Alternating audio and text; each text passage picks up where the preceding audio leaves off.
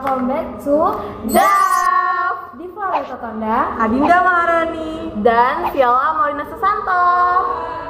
Di sini kami akan menjelaskan mengenai tentang Pasar Monopsoni. Penasaran? tonton videonya sampai habis ya.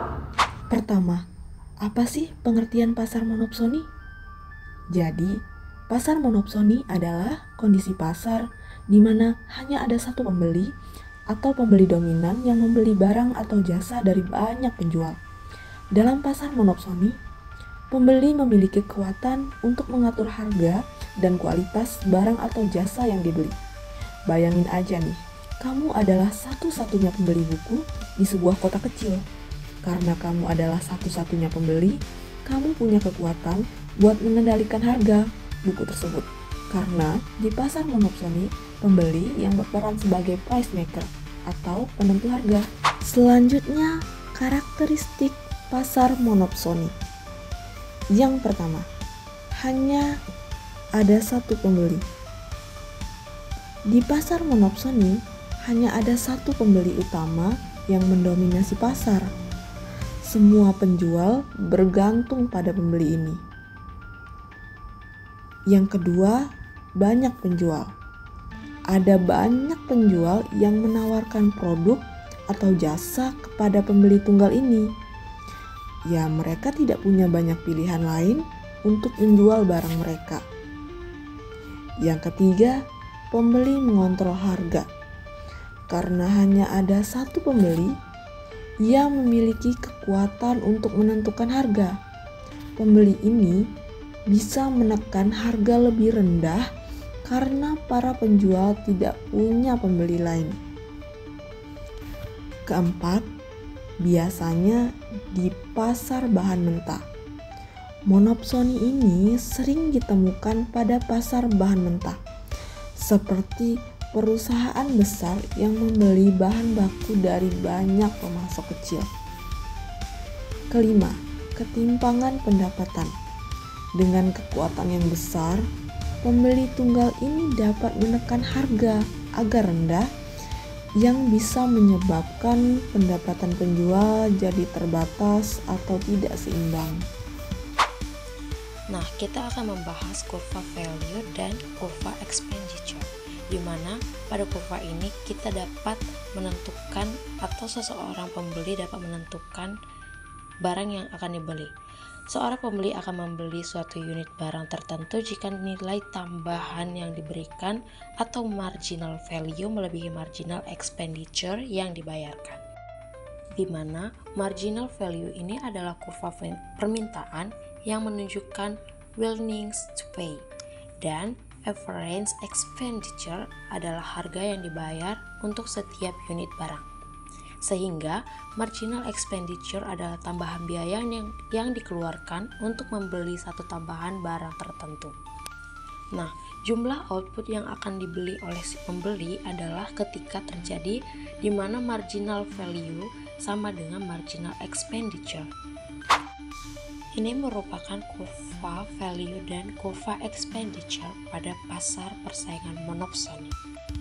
Pada pasar monopsoni, kurva AM merupakan kurva supply-nya perusahaan karena menunjukkan berapa harga yang harus dibayarkan setiap unitnya. Ingat bahwa pada pasar monopsoni, pembeli merupakan price maker, sehingga kurva AE sama dengan kurva S. Karena kurva AE naik, maka kurva ME akan berada di atas kurva AE. Dan pada gambar monopsoni di samping, pembeli akan membayar pada keadaan MV sama dengan ME, yaitu harga sebesar PM dengan jumlah yang dibeli sebesar QM. Jika dilihat dari kurva, harga sebesar PM ini merupakan harga pada kurva penawaran, yaitu harga kurva AE. Jadi, kita akan menarik titik potong antara kurva ME dan kurva AE menjadi titik potong supply. Nah, pada kurva titik potong supply ini merupakan kurva yang harus dibayarkan oleh pasar monopsoni, di mana harga yang dibayarkan lebih rendah daripada harga pada pasar persaingan. Sebelum mempelajari lebih jauh mengenai kurva deadweight clause, mari mengenal apa itu deadweight clause. Deadweight clause merupakan kondisi pada saat permintaan dan penawaran tidak berada pada titik equilibrium atau titik keseimbangan.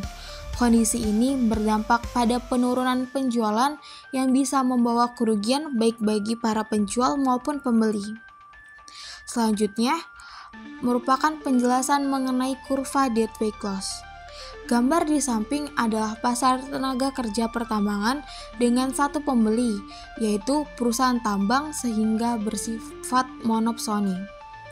Dalam keadaan pasar persaingan sempurna, price sama dengan marginal value, yaitu pada tingkat upah $12.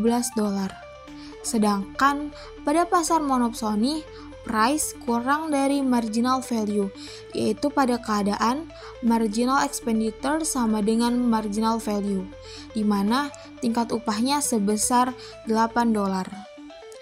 Dalam keadaan ini, deadweight clause sebesar F plus G. Selanjutnya, saya akan memberi sedikit pemaparan mengenai kelebihan dan kekurangan dari pasar monopsoni. Kelebihan dari pasar monopsoni yang pertama ialah kualitas produk lebih terjamin. Artinya, penjual berusaha untuk memenuhi standar monopsonis. Mereka akan berusaha menawarkan produk atau jasa yang berkualitas tinggi agar tetap mendapatkan konsumen.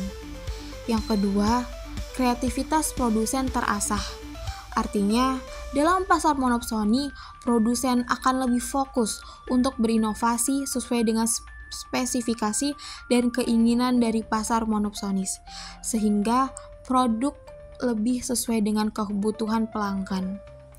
Yang terakhir, penentuan harga lebih mudah.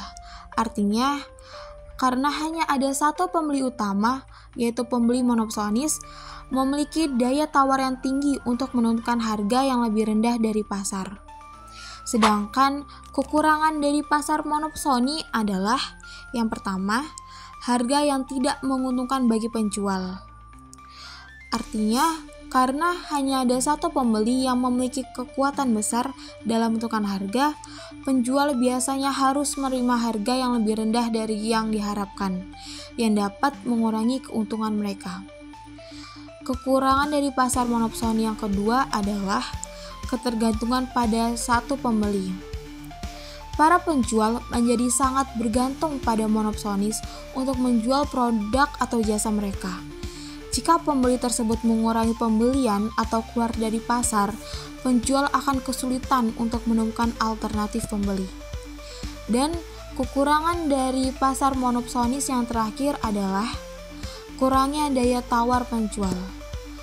Artinya, dengan adanya satu pembeli dominan, para penjual tidak memiliki kekuatan tawar-menawar. Ini sering membuat penjual harus mengikuti syarat dan ketentuan yang ditetapkan oleh pembeli, termasuk standar kualitas, kuantitas, dan waktu pengiriman. Nah, berikut merupakan contoh monopsoni. Yang pertama, beras. Pemerintah Indonesia lewat Badan Urusan Logistik atau Bulog merupakan pembeli dominan dalam pasar beras di Indonesia. Sehingga, meskipun kamu bisa secara bebas membeli beras di toko yang berbeda, pada dasarnya pemerintahlah yang merupakan pembeli utama dan dominan. Yang kedua, pasar energi atau bahan bakar.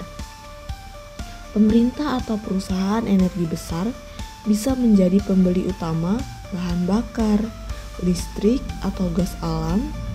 Hal ini dapat memberi mereka kekuatan dalam menentukan harga pasar energi. Contohnya, untuk energi listrik, pembeli tunggalnya yaitu PT PLN. Sekian pemaparan dari kami. Semoga teman-teman dapat memahami materi dari kami. Sekian video dari kami. See you guys!